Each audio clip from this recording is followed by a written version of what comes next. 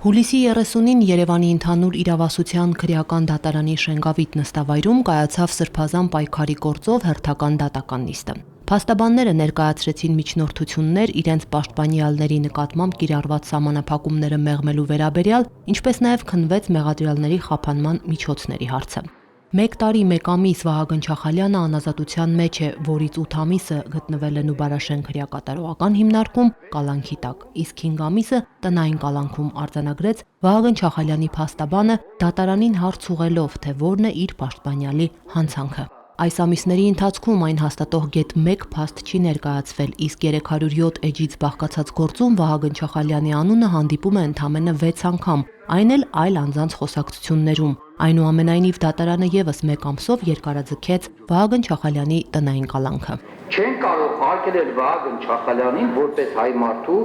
արդարության, իր երկրի ապագայի ճշմարտության համար պայքարելուց։ Օգոստոսի 2-ին Արթուր Սարգսյանը կարող է ոստիկանների ուղեկցությամբ գնալ ազգային ժողով, դեռ 1 շաբաթ առաջ հայտարարել էր դատավոր Կարեն Ֆարխոյանը, անփոփոխ թողնելով Հայաստան Դաշինքի падգամավոր Արթուր Սարգսյանի տնային կալանքի հարցը։ Հուլիսի 30-ին դատական նիստում եւս 1 ամսով երկարաձգվեց նաև նրա տնային կալանքը։ Դատարանը փոփոխեց Բագրատ Սրբազանի Կիրակնօրյա պատարագների մասնակցության վայրը։ Սրբազանն այսուհետ Սուրբ Պատարագի կմասնակցի իր բնակության մարզում գտնվող Գեղարդավանքում։ Դատական նիստի ընթացքում փաստաբան Տաթևիկ Սողոյանը ներկայացրեց ՄԱԿ-ի մարդու իրավունքների փորձագիտական խմբին ուղղված իր հարցադրումներն ու ստացված պատասխանը։ Նա արձանագրեց, որ դատարանի կամայականությունները հետագայում հաշվի են առնվելու միջազգային կառույցների կողմից։ Փաստաբանի խոսքով մարդկանց ապօրինի անազատության մեջ պահելու նպատակը նրանց քաղաքական գործունեությունն ու քաղաքացիական դիրքորոշումն արտահայտելը սահմանափակելն է։ Տաթևիկ Սողոյանը դիմել էր ՄԱԿ-ի փորձագիտական խմբին հետազոտելու գործի փաստական հիմքերը եւ պարզելու, թե որքանով է այն համապատասխանում ահաբեկչություն տերմինի միջազգային ձևակերպմանը։ Ի պատասխան ՄԱԿ-ի փորձագիտական խումբն արձանագրել է, որ այս դատական գործով խախտվել են մի շարք անձանց քաղաքական ու քաղաքացիական իրավունքները։ Ըստ փաստաբանի, սա ազդակ պետք է լինի քաղաքական հետապնդումն իրականացնող յուրաքանչյուր պաշտոնատար անձի համար, որ ապօրինությունների շղթան ընդհատվի, առաջնահերթ քայլով դատարանը պետք է վերացնի սահմանափակումների տակ գտնվող անձանց արգելանքները։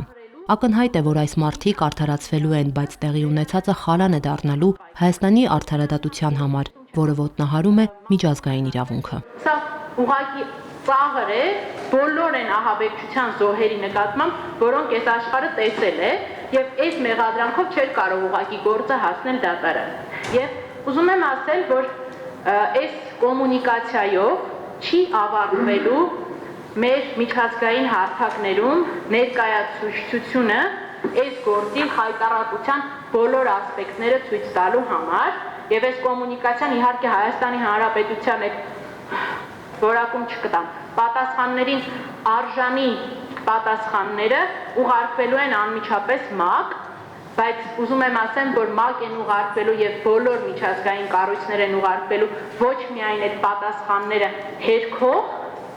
հակափաստարկները, այլ անուն առ անուն այն բոլոր մարդկանց անուն ազգանունները, ովքեր երբևէ մասնակցել են Հայաստանի Հանրապետությունում մարդկանց իրավունքների կոպտագույն խախտմանը։ Հուլիսի 30-ին դատական նիստի երկրորդ հատվածում հանրային մեղադրողները շարունակեցին ներկայացնել ապացույցների ծավալում ընդգրկված փորձագիտական խմբի եզրակացությունները, ինչպես արձանագրեց փաստաբան Հովհաննես Խուդոյանը, ներկայացված ապացույցները որևէ առնչություն չունեն սույն գործով անցնող որևէ անձի հետ, ինչի հետևանքով այս էլ որերորդ անգամ վատնվեցին ժամանակ եւ ռեսուրսներ։ 18 արդարներից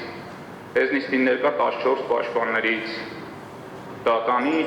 նախագահող դատավորից, իստերի քարտուղարից, 2 կարգադրիչներից, 2 հանրային մեղադրողներից ընդհանրապես 38 ժամ վատնվեց այս շաբաթվիցի ուսումնասիրության վրա, պետությունն էլ վատնեց 7.5 միլիոն դրամ այս փորձաքննությունը պատվիրելու համար։ Ինչի համար, որպեսզի ուղղակի ինտերեսանությամբ զբաղվենք այստեղ եւ տպավորություն ստեղծվի հանրության մոտ, որ այս գործի շրջանակներում